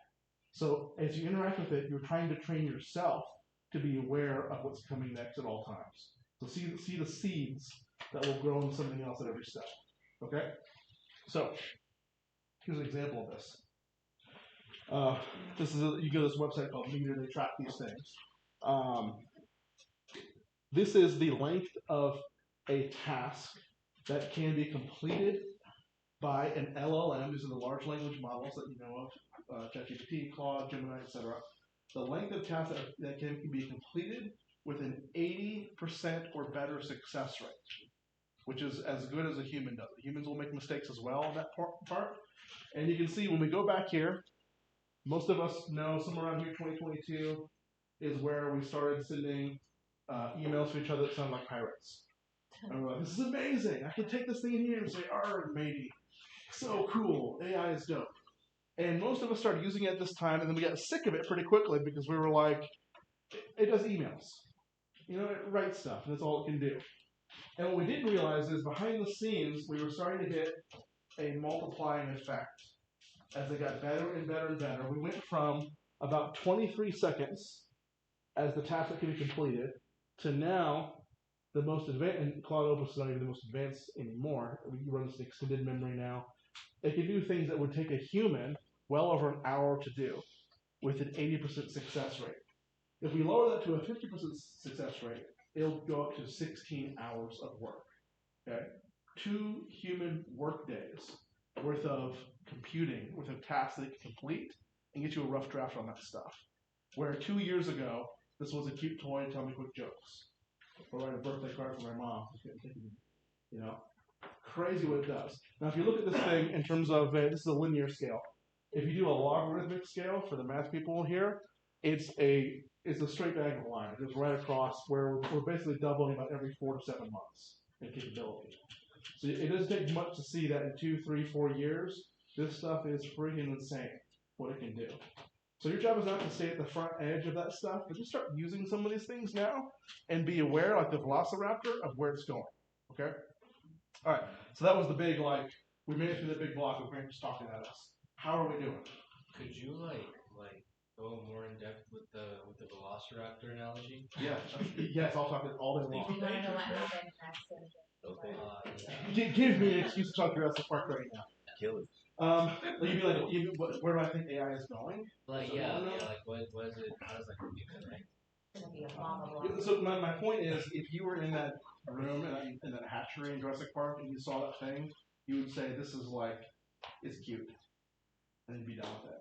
But by the end of the movie, it takes down a T-Rex. You know, like no, it doesn't. They kill the other one. T-Rex. But they kill like the Dominus, whatever. You know, one of the other movies, they kill something big. They get really powerful. Good point. It starts off a little tiny and cute, but it becomes extremely powerful. Is the point of it? Is if you just look at this moment, you miss the point. It grows into something else. Right. And for most of us, we're kind of past this, but this is a big deal in the last several months. You'd be blown away how many people they will interface with AI and they'll say, "Oh, I can't do these things. It'll never be something." But you're like, you don't see the glide path that's been on already. It's growing. It's crazy. Yeah. Okay, what are you all thoughts on this? How are we doing? Good. Yes, ma'am. You know, I was listening to Porter's Stansberry the other day having a discussion, and you know, that man who's very successful out there on Wall Street, he said this scares him to death because of all of the layoffs last year from major companies. This is replacing human employment. So what's the idea? You know, how is this really beneficial to us all?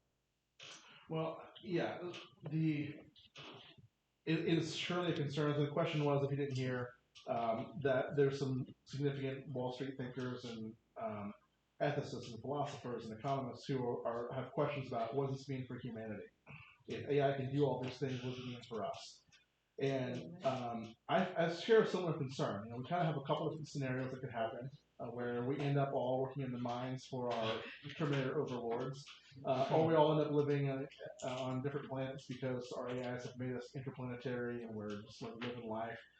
I don't know where it is. What I know from history, which I have to lean on, is what's happened before, is humans are really resilient and we're very innovative. Like, we are a survival species. We're good at figuring out how to stick around. But if you look at a couple of examples, would be like in England, the Luddites way back in the 1800s. They were like tailors. They made socks and things, and they started making machines that could make socks way faster than the humans who would normally knit and repair those things. And the response was a lot of people who worked in those factories decided to attack the machinery and destroy it. They were like, oh, this is going to take our jobs, it's killing our society, let's burn down these factories. It was a little mini insurrection and rebellion. And that obviously doesn't work. Because if you succeed in that one little part of England and destroy all the little looms, it does not mean that it ends. Somewhere in the world, your job is being replaced, that task. And if you look big picture, is an improvement for humanity to not be hand knitting socks anymore. To have it done by mass production machines gives us more time to build rocketry and to build computers and to make paintings and songs and explore the world.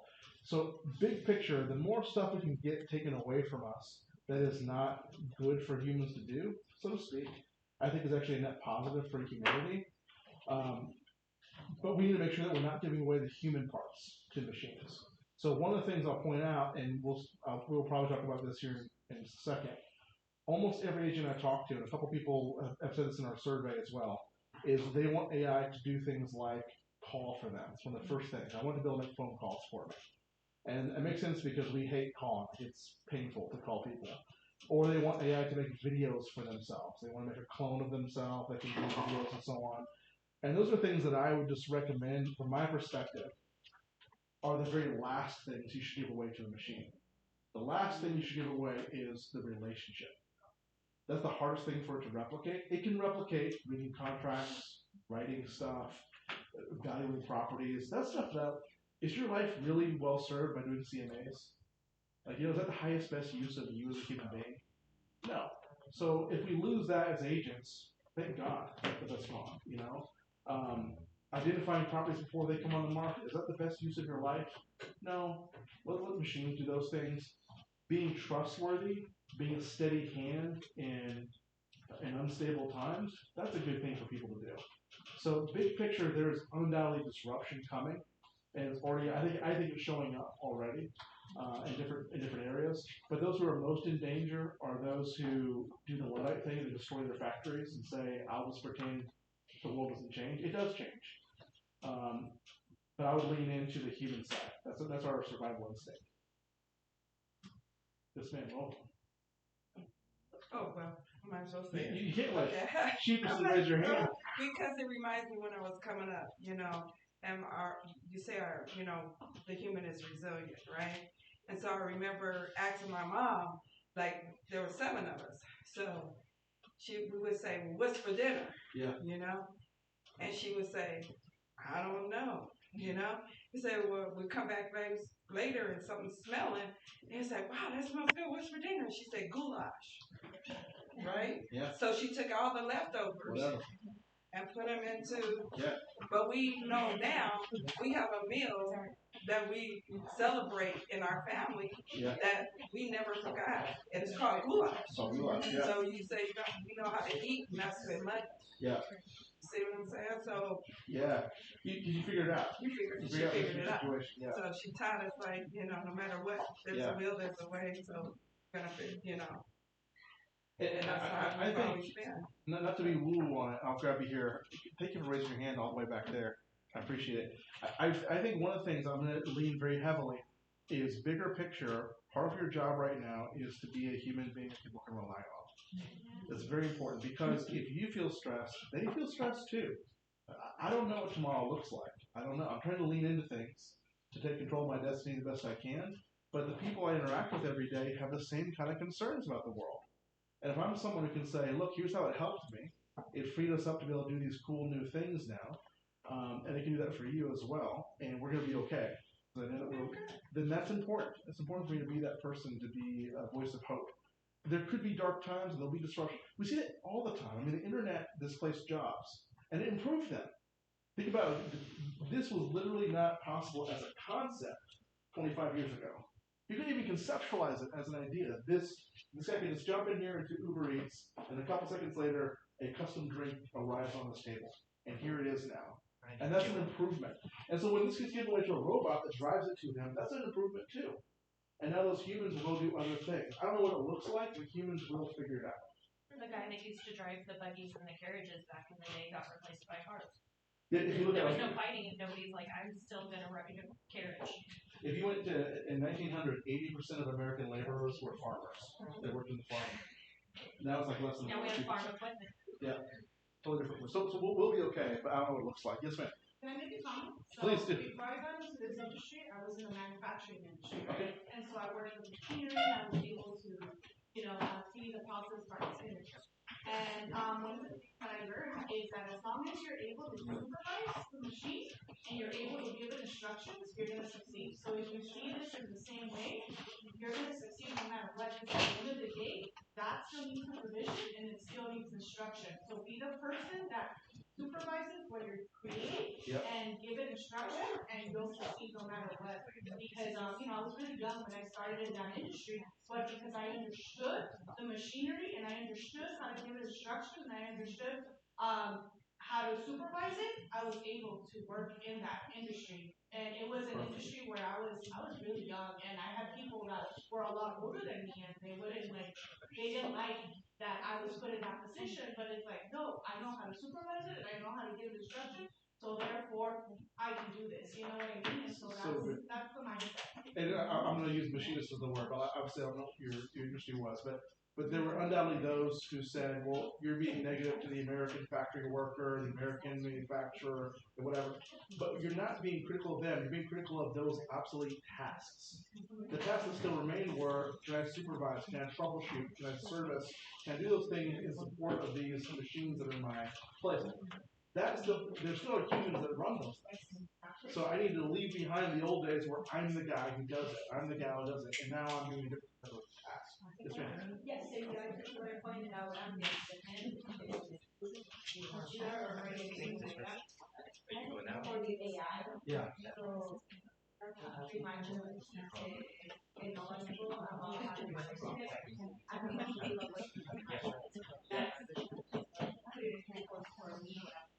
Yeah. I got something to show you because this actually fits perfectly. Let's take a look here. Okay, so what do we do about it? Perfect. It's almost like we set up this horrifying reality. What do we do now, Grant? How do we survive? Here are some ideas. This is the thing I've thought by far the most about. And I want to tell you a story about these guys. The coyotes. Okay. So if you went back to early 1800s, in the United States of America, there were several million coyotes that roamed the plains. And there were several million wolves that roamed the plains. And both of them were threats to livestock and to a lesser degree people. But your sheep would go missing, your cow would go missing, your pet dog disappears because this coyote, this wolf, something. So the government begins to hunt these things, wolves in particular.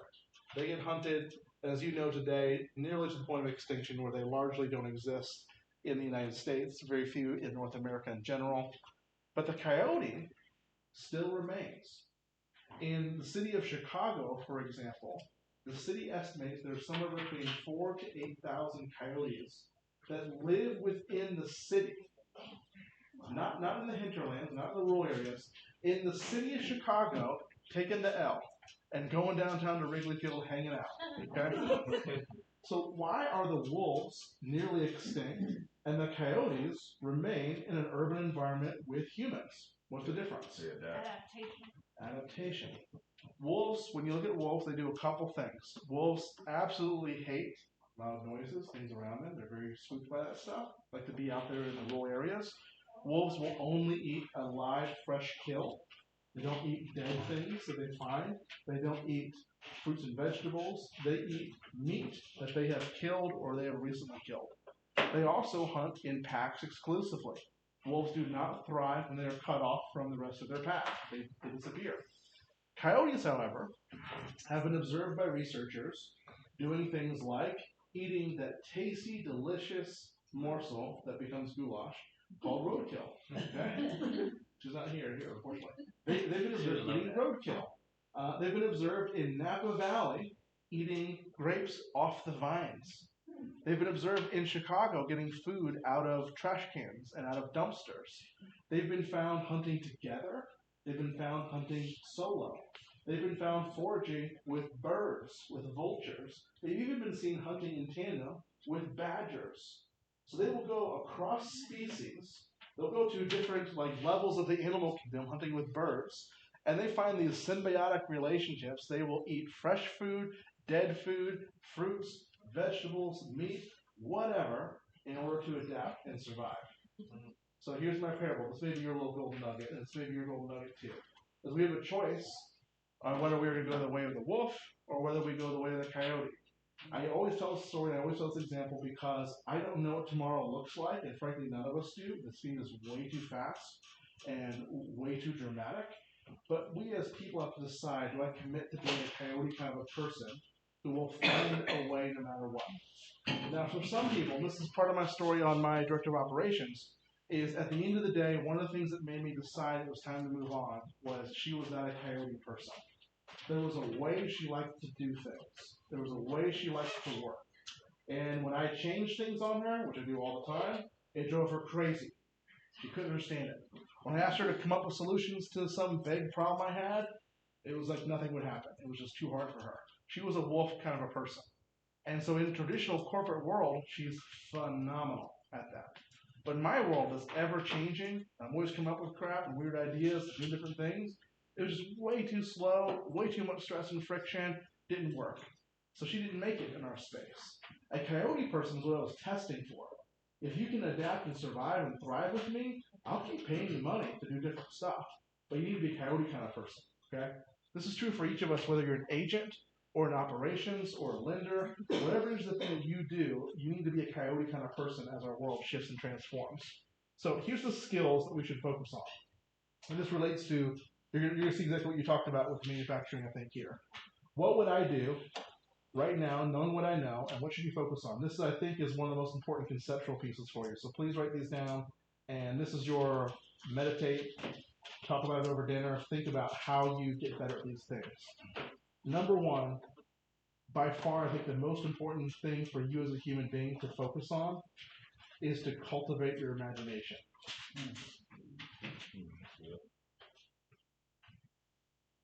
And I use the word imagination very deliberately. I didn't say creativity, because AI is more creative than you are. I can't make songs, or video games, or paper dolls. I have the imagination to think, wouldn't it be cool if? And AI can create the product very quickly for me. So I'm the supervisor of this machine, but it comes out of this brain. I can see a different world. And because of that, I can use the creative superpowers of AI to make stuff.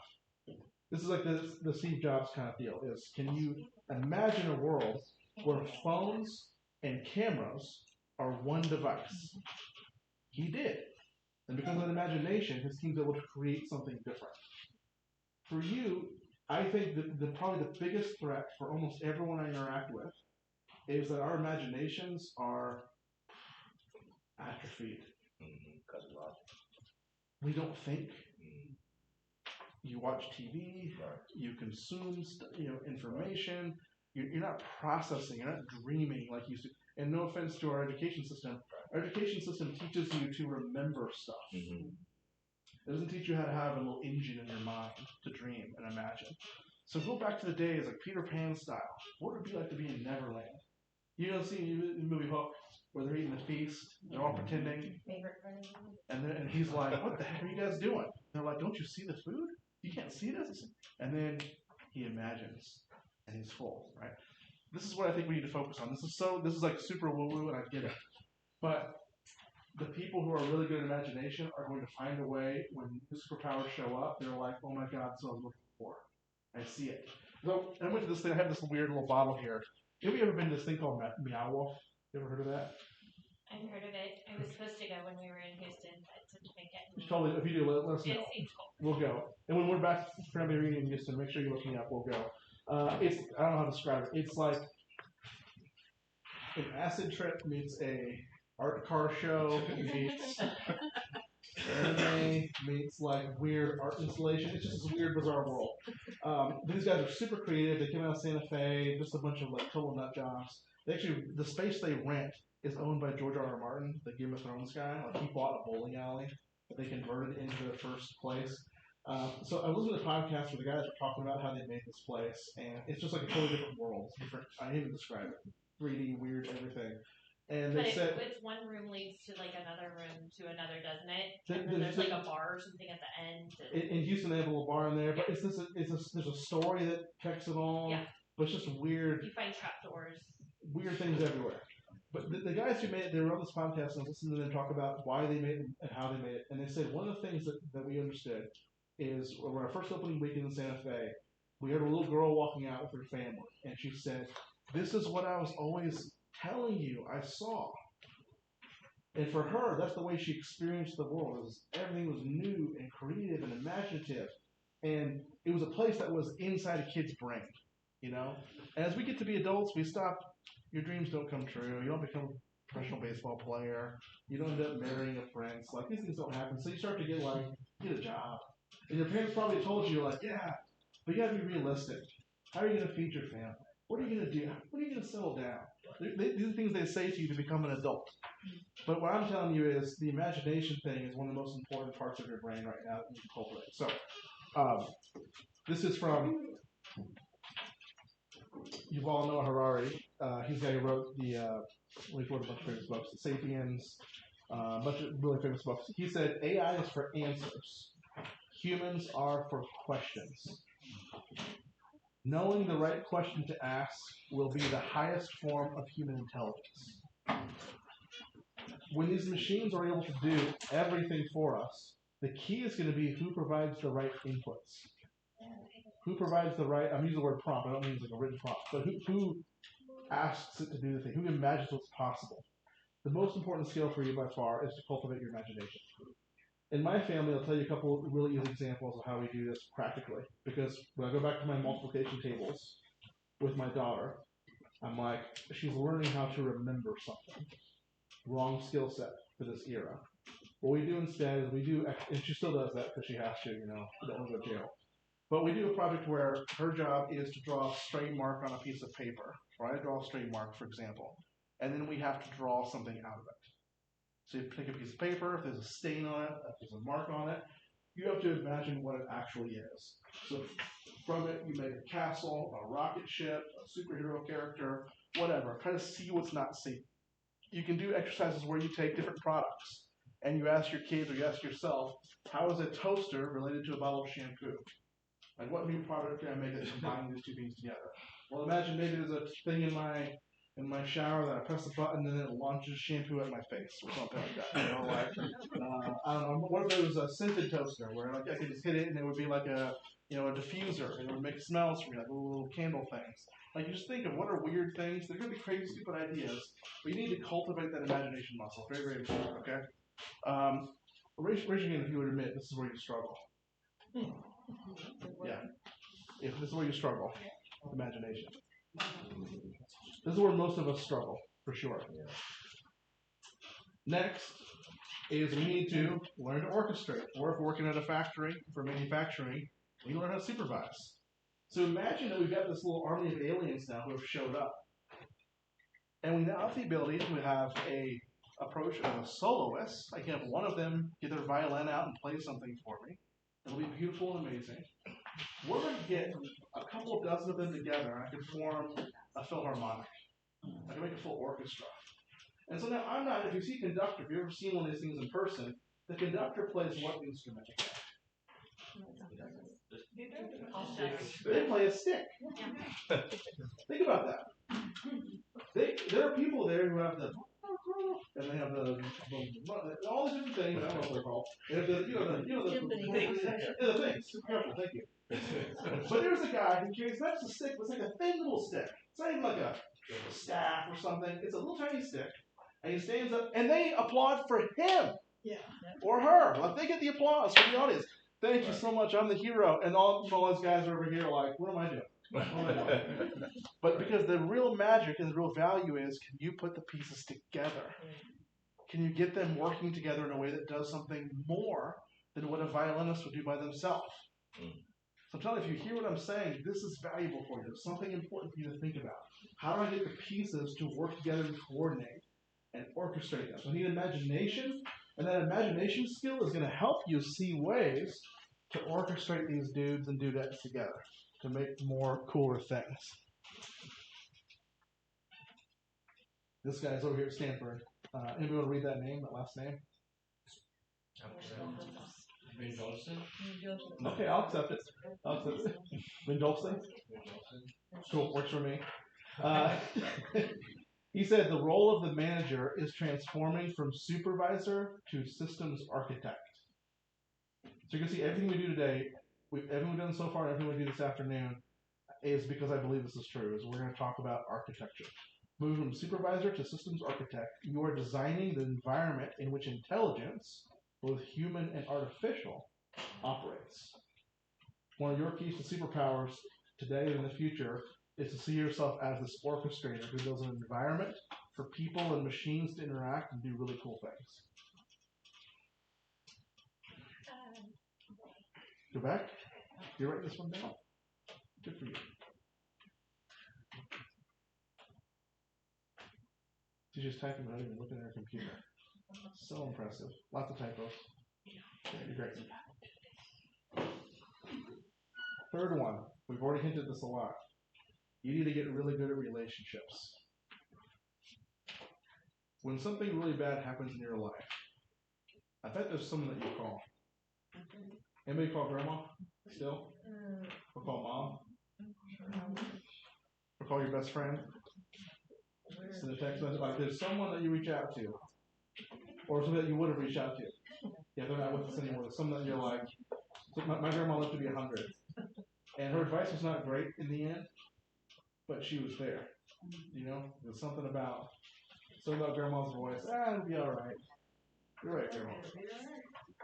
Getting good relationships. As our stuff advances and as you get more disruption, people are going to look to the person that they know and they trust.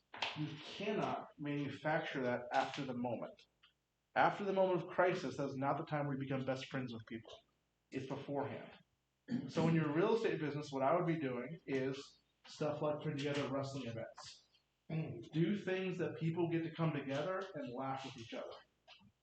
I have a picnic table in my front yard.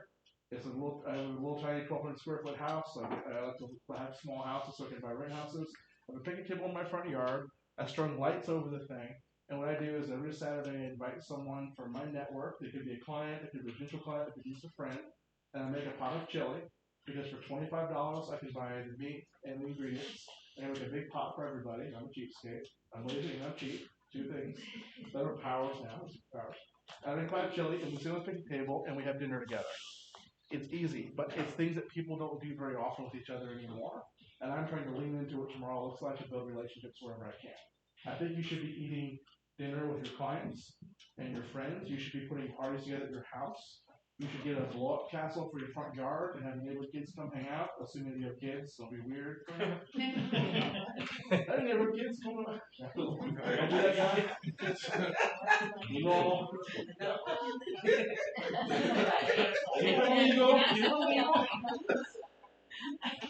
I think you want to find ways as a business expense to be more human and to be more relational where you can.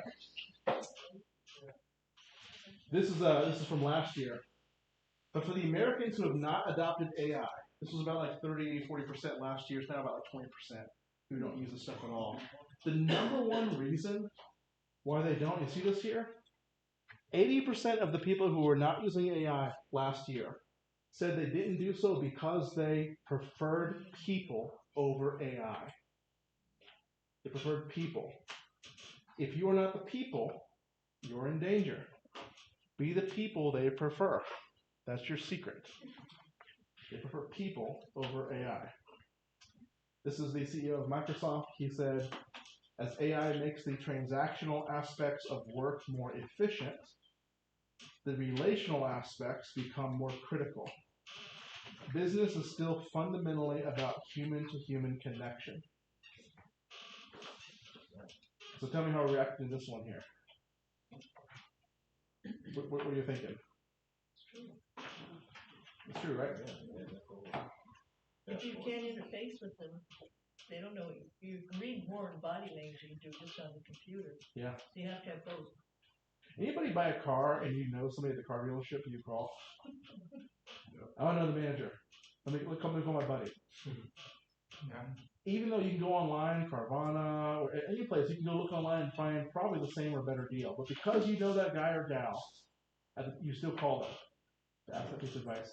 The same will be true for realtors who have relationships. So you should be very, very worried about the future if you're not building real relationships with people. That should scare you. If you're building relationships, good for you. Last one on this. You should be building flexibility. And I had AI make this one. I love how AI is racist and it's like, let's put an Indian person in the front for yoga. It's like, I think, Grant, yoga, you meant Indian person, right? Whoa, anybody can do yoga. Come on. We need to build flexibility. This is one of the hardest things for us too, is that as humans, we have a stress level that cannot survive too much rapid change. So you'll find in the leadership world millions of books on change management. Don't do too many things too quickly. And the hard reality for all of us is the change is coming faster and faster and faster. I don't know any other way to say it. I don't like it either. Like, I'm very tired keeping up with things. It wears me out. But there's just no way around it. It's our reality now. And you want to find ways to cultivate an ability to be comfortable with change. The way you may build that skill for yourself is like try different restaurants, take different ways to work, go visit a different part of the country when you go on vacation, go make some new friends, spend some time with different people than you. Do things that make you uncomfortable deliberately and build that discomfort inoculation, because discomfort is going to be the name of the game. Those that get really concerned are going to go the way of the Luddites, and they're going to destroy the machines, and they're going to stay like Amish people in their little cottages. And you'll die. Like, you won't survive and thrive in that moment. But people who are like, my life is changing quickly, and I'm going to lean into it, I'm going to take it as a new opportunity, it's a buffet of life now, you're going to have an advantage. So I think you want to find ways to deliberately lean into doing things differently as a part of the way you do life. You will be in good shape. And here's, this is my banger quote for this one. Jeez Louise. The illiterate of the 21st century will not be those who cannot read and write, but those who cannot learn, unlearn, and relearn. That hits, right? Can't you already feel that? Anybody come out of corporate America in the room? Anybody? Any corporate people? One. Is the manager going to punish you? If you know friends that are in the corporate world, like if they are rigid people, they probably feel really uncomfortable right now. And they're some of the first people who get canned when they do reduction in force, layoffs. They're gone. But those that are kind of like you were saying here in the back, what was your name again? Way back here in manufacturing? What was your name? Sandra. So Sandra, like in your case, you chose to be flexible and take on a different role there. Your job is safe. I had to, because I needed it in order to survive. That's it right here. Like that is the new literacy. It's can I learn new things? Whatever we need to do today, boss. Whatever we need to do to put food on the table to make the goulash, I'm doing it. We're doing it. Yep. Okay. It's all about being the coyote. All being the coyote. Okay. Let's stop here. We're at 11:30 right now. You're probably getting a little hungry. Let's get a little takeaway or two. Did you learn something? Did you get something of value? I told this a big concept this morning. What did you grab that was helpful to you? I got something. You learned something yesterday? Yeah, I'm gonna get my pictures retaken with me, the human, and my AI partner. I'm gonna get pictures for my business card. I love it. So we're human and AI working together for your better. There you go. The pictures are like creepy looking AI. No, mine's gonna be cute.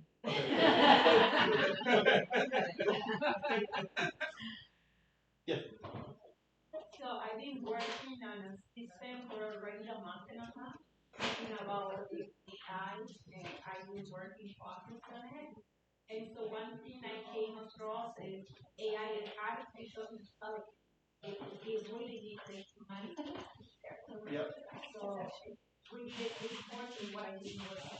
Yeah, very good. Very good. Yeah. I mean, I'm not there yet, but I know I'm the right guy. Yeah. Well, notes for this. Very good. Thank you. What else? What else is back here, guys? What we did?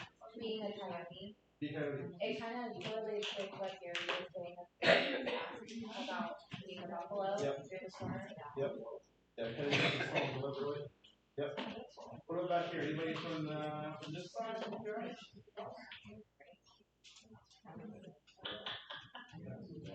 They're down low. I like the purple cow analogy. That was good. Yeah. Really remarkable business. And thinking of ways you could use these things to help build that.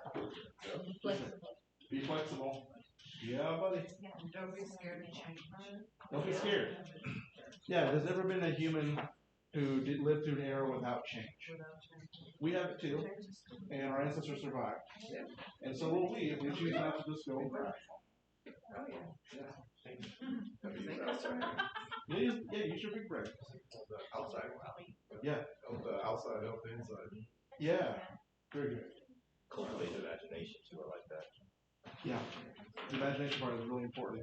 I think. Anything else for over here? Take away. Be a coyote. Be a coyote. Okay, love it. So here's what we're gonna do this afternoon. We're gonna grab some lunch now, I think. I guess we're just gonna free for all, do whatever you want. Can you go back to the last thing? Yes. So when we come back together, we're gonna talk about some specifics on why your AI use sucks. Okay. So we're gonna get more practical as we're going forward now. Okay. Yes. You want to go to this one? There you go. Okay. Thank you guys so far. We'll stick around.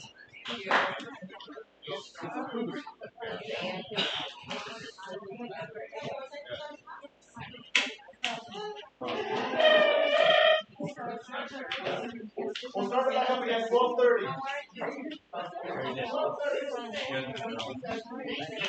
I'm great.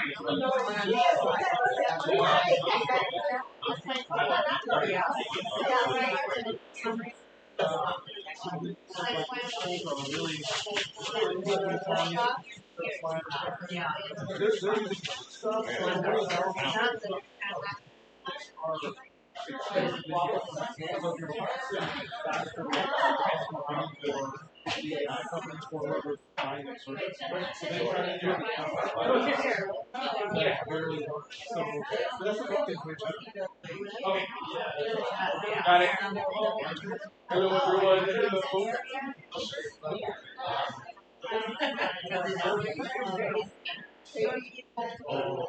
I'm sure they're all like so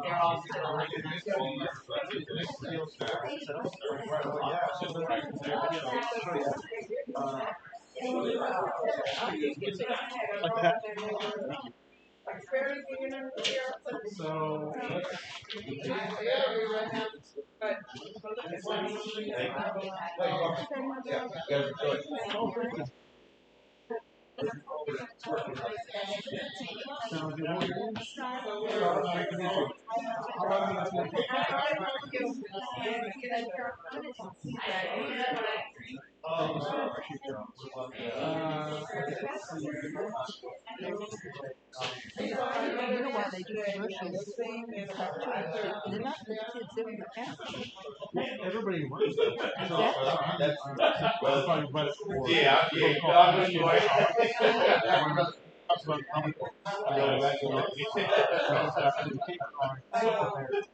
and one of the magic stuff is the more specific something is, the less they want to for everyone.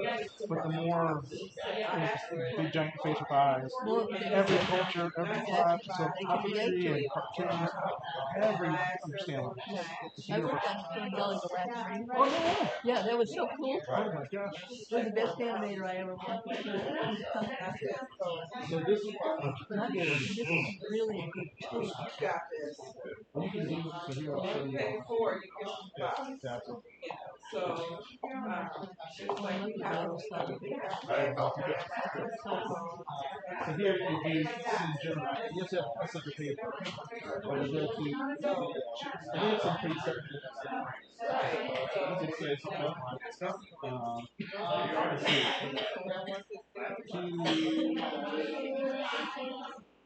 I was like, but she said, set the appointment, and then and then style is 2D. So I got All of they, it. They draw.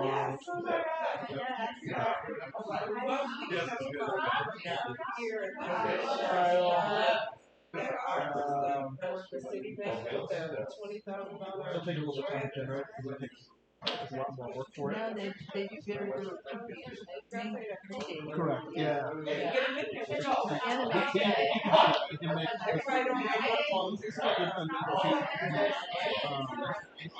craft it whatever you want. There's another tool in Gemini called Flow, where you can stitch together and it will remember the character. Many times they won't remember the character. You're using Flow. It'll make the characters done. So I know you have like your character models and your character sheets to remember what they look like. On the storyboard, of course, you can remember like what's he looking from the side and the front, smiling. So you have all the reference images. Then you do full animation. They do not do full animation. Disney did originally do full animation. But you see now, like the head will move. They don't do the full animation. What do you mean? Full animation, the whole body is filmed. But it was cheaper to do it 2D. Not full animation. Right. They did the 2D, but they didn't do the full animation. They cut that out. This will generate video. I like that idea. Everybody that lives in Houston, I'll have something to do. Oh yeah, it's one. It's way more fun.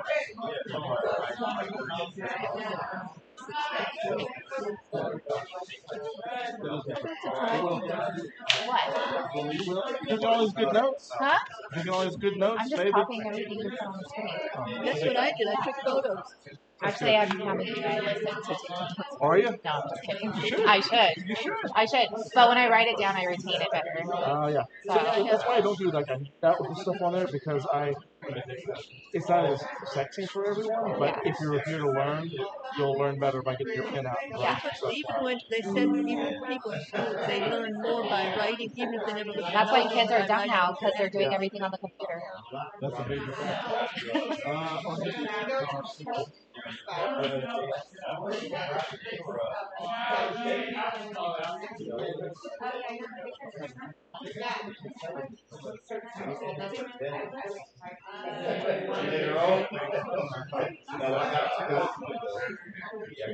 My dog is always coming up with weird ideas. Yes, it is. It's more like her. So this is where the lead singer for the band, the artist, all those things that parents told you, don't be one of those. You'll never make it. Oh yeah. But they're almost the ones that an artist that find something to survive. Find something to survive. I think it's almost the opposite now, where the artist, the lead singer, the comedian, they're the ones who can do stuff. When I was a kid, people laughed at me. I remember sitting in class when they took me. I wish I had natural things in the place. I don't know. I have to look up before. I was 11. But as you get older, you do that. Yeah. You want me to sit there? Oh, yes. Yeah, here, take this one. Thank you. Charles. Oh my gosh. Yeah. Wow. It goes quick. Wow. That's awesome.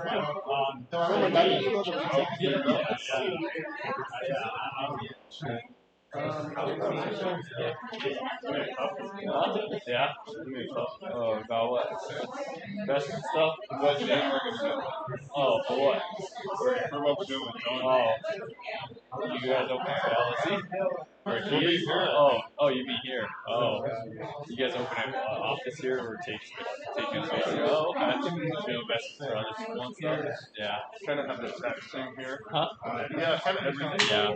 Everything they do would be the same. Which was Yeah. And then he mentioned it to me, and I was like, it's funny because I came to him with the vision, and he's like, I've had that vision. And I was like, well, we can make it. Yeah, that's cool. Yeah, and then you passes. Yeah. Well, John would want me to be here. Yeah, that's what I'm saying. You would be here, and then you could go there if you need to do meetings or whatever. Yeah. Or Zoom, Yeah, that's yeah. cool. Yeah. Everything else. But it's also good to be around your people too. Yeah. He's got a big house. Yeah. Hanging out with the Nice cars and all that. It's funny though, because he'll drive his oldest cars. Yeah, because you don't want to put miles on these cars. Yeah, you don't want to put miles on Lambos. You know how expensive that shit is? Fuck no. I'm learning. Oh, Just like, yeah. Because he started a mobile repair company. Yeah. Yeah, so he's been redoing all these little things on his car. Yeah. Yeah. For like bed. Yeah. He's got a Bentley G3 R. It's like one of 50. Yeah. Yeah. Yeah, those parts are exclusive. Yeah. They want you to deal there, but His main tag, he's from Italy. Yeah. So he worked on. Oh, nice. Yeah. He's got some good knowledge. Yeah. Sometimes you need those people because that's where they're like made. Yeah. He knows what parts you can get cheaper that are just as good. Yeah. As OEM. That's nice. Yeah.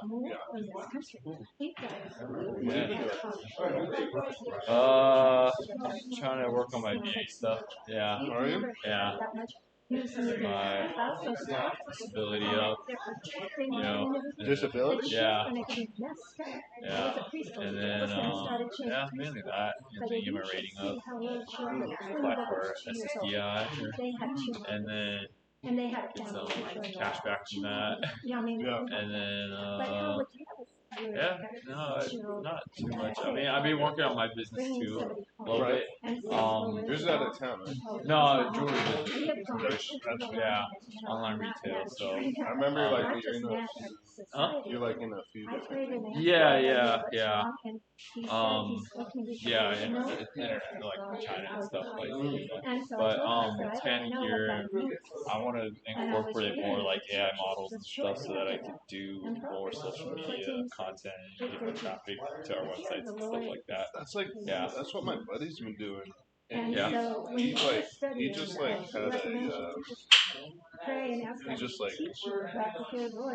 Joe, the first instance is Joe was the man of us. He was the one who but he just does it as a hobby, and he started used him, make like posting crazy. So he just started out. Yeah, nice. And so like you can see his he designs cool. Oh, he's a designer? Or does he designed the like screw. I'm gonna play some music in the meantime. Yeah. But he does like old classics. Oh, nice. Yeah.